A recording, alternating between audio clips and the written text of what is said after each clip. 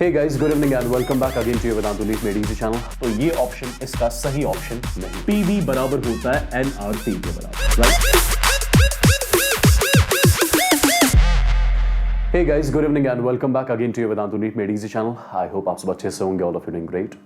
तो my dear students, आज के सेशन में मैं एक छोटा सा कॉन्सेप्ट आपको समझाऊंगा जो फ्रीक्वेंटली हीट एंड वर्क से एग्जैक्टली पूछा जाता है, राइट?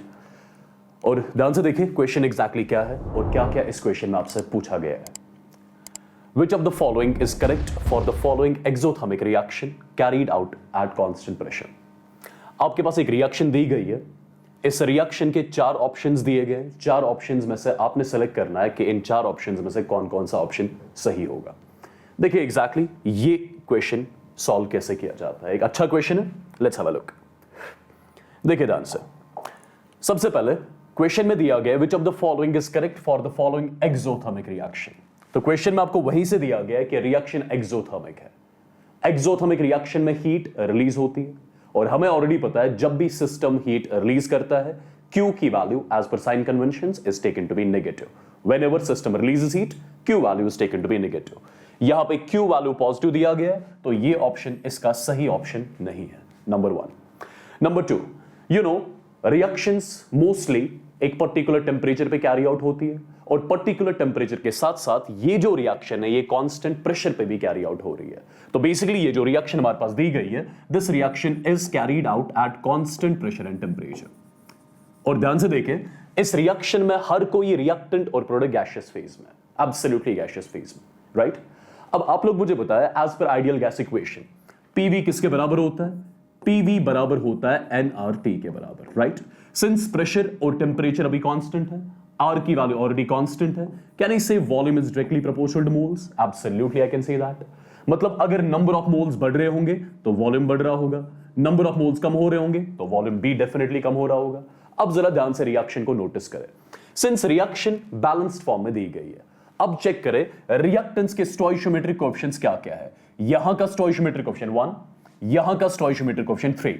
तो रिएक्टेंट साइड अगर मैं आपसे पूछूं टोटल गैसियस मोल्स कितने प्रेजेंट है, जैसा आप सबको पता होगा हम स्टोइशियोमेट्रिक कोएफिशिएंट्स को ट्रीट कर सकते हैं एज मोल्स, राइट? तो रिएक्टेंट साइड हमारे पास 3 + 1 4 गैसियस मोल्स है और प्रोडक्ट साइड चेक करें हमारे पास 1 + 1 2 गैसियस मोल्स प्रेजेंट है, राइट? अब बताओ मुझे, जब ये रिएक्शन प्रोसीड कर रही होगी क्या टोटल गैसियस मोल्स बढ़ रहे हैं कि कम हो रहे हैं? जब ये रिएक्शन प्रोसीड कर रही होगी टोटल गैसियस मोल्स कम हो रहे हैं। अगर टोटल गैसियस मोल्स कम हो रहे होंगे तो सिस्टम का वॉल्यूम भी कम हो रहा होगा।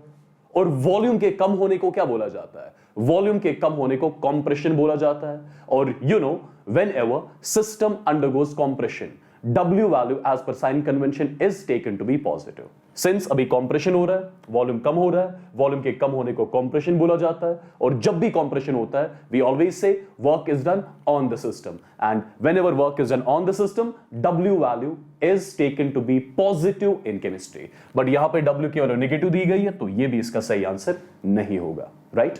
अब आपको डेल्टा U और डेल्टा H में रिलेशन देखनी है। ध्यान से देखिए कैसे देखी जाएगी।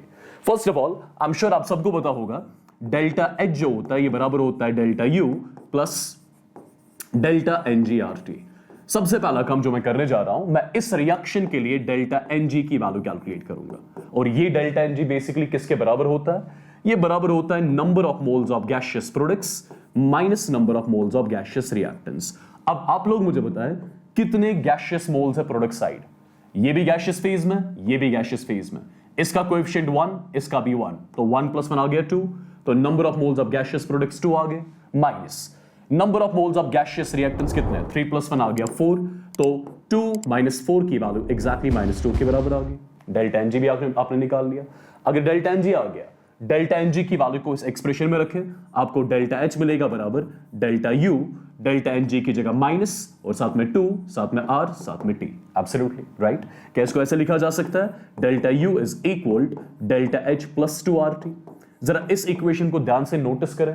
कैन आई से डेल्टा U की वैल्यू डेल्टा H से यहां पे ज्यादा है? एब्सोल्युटली। कितने अमाउंट से? 2RT अमाउंट से। तो I can say delta U is greater than delta H, या आप लिख सकते हो delta H is less than delta U। अब जरा ऑप्शन चेक करें।